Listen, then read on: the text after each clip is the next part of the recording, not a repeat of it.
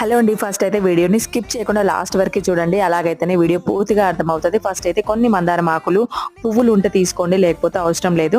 కొన్ని తమలపాకులు, వేపాకులు తీసుకొని నీట్గా వాష్ చేసుకొని వాటిని మిక్సీ జార్లో వేసుకోండి. కొంచెం కచ్చా పచ్చగా గ్రైండ్ చేసుకోండి, మరీ ఫైన్ పేస్ట్లో అవసరం లేదు. తర్వాత ఇంకొక బౌల్ తీసుకొని 1 స్పూన్ రైస్ వేసుకొని ఒక 2 టైమ్స్ మంచిగా వాష్ చేసుకున్న తర్వాత 1 గ్లాస్ వాటర్ వేసుకొని మనం మిక్సీ చేసుకున్న పేస్ట్ని కూడా అందులో వేసుకొని బాగా మిక్స్ చేసుకొని మంచిగా రైస్ అంతా కుక్ అయ్యేలా, రైస్ మొత్తం మెత్తగా అయ్యేలా మంచిగా కుక్ చేసుకోవాలి. ఆ రైస్ నుంచి, ఆకుల నుంచి వచ్చే ఆ రసంలో మనం షాంపూ మిక్స్ చేస్తామన్నమాట. ఈ హెయిర్ గ్రోత్ షాంపూ అయితే చాలా బాగా వర్క్ అవుతుంది. మీకు ఒక్క వెంట్రుక కూడా ఊడదు.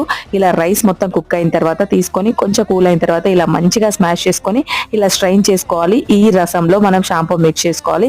మీరు రెగ్యులర్గా ఏ షాంపూ యూస్ చేస్తారో అది మిక్స్ చేసుకొని మంచిగా డైల్యూట్ చేసుకోండి. మీకు హెయిర్కి ఎంత అయితే పడుతుందో అంత యూస్ చేసుకొని ఇది 10 days వరకు ఫ్రిడ్జ్లో స్టోర్ చేసుకోవచ్చు.